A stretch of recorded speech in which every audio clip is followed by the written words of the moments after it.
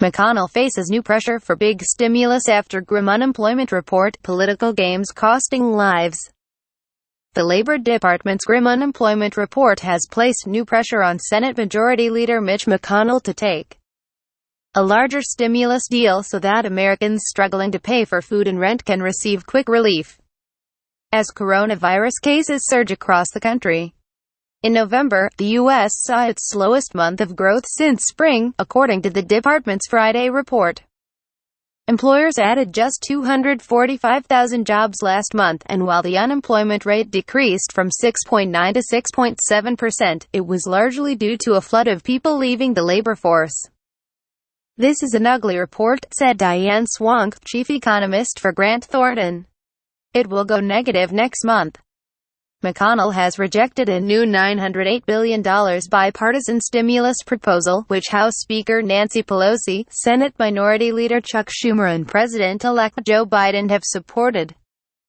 Instead, the Republican leader is holding out for a slightly tweaked $550 billion version of his previous GOP proposal. But the new unemployment report has given his critics, Democrats and economists, further ammunition to demand he accept the larger deal. Newsweek subscription offers greater than Mitch McConnell talks to reporters.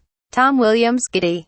This latest jobs report shows the need for strong, urgent emergency relief is more important than ever. Senator McConnell must hear the pleas of the millions of struggling American families, Schumer tweeted on Friday. Democratic Senator Ron Wyden accused McConnell of blocking relief legislation. "Congress knows how to help workers and families. It knows how to prevent the looming recession," he tweeted. "One person is standing in the way." Mitch McConnell's political games are costing lives and livelihoods. Elise Gould, a senior economist at the nonprofit Economic Policy Institute, warned that millions of workers and their families are in for an even harsher winter if Congress doesn't provide relief quickly. Newsweek subscription offers greater than. The unemployment rate edged down to 6.7%, but for the wrong reasons, as 400,000 people left the labor force, Gould said, citing the latest unemployment figures. The number of workers unemployed 27 weeks or more, the long-term unemployed, shot up to 3.9 million in November. Now, over one-third, 36.9% of the total unemployed are long-term unemployed. Read more. 1. Will there be a second stimulus check? Biden says $1,200 still in play. 2. Stimulus bill and checks not likely to arrive before Biden takes office. 3. Biden says he is confident of bipartisan agreement on economic stimulus. Jeremy Funk, a spokesperson for Accountable U.S., a nonpartisan government corruption watchdog, condemned McConnell for dismissing the bipartisan proposal. Mitch McConnell is apparently ready to ruin the holidays and the economy for working families and small businesses unless he gets his way, Funk said in a statement. McConnell must pass a serious relief bill to provide help where it is actually needed, like the communities of color that were left behind during previous pandemic relief efforts.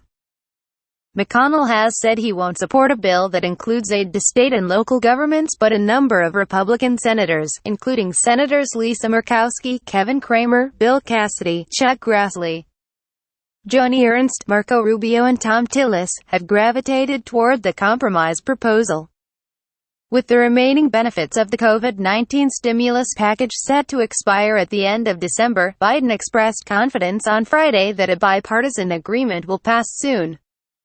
"All I can say is I'm confident there are a sufficient number of Democrats and Republicans in the United States Senate, along with significant votes coming out of the House of Representatives, to put together a serious package that will keep us from going off the edge here, provide the kind of resources that are needed immediately," the president-elect said.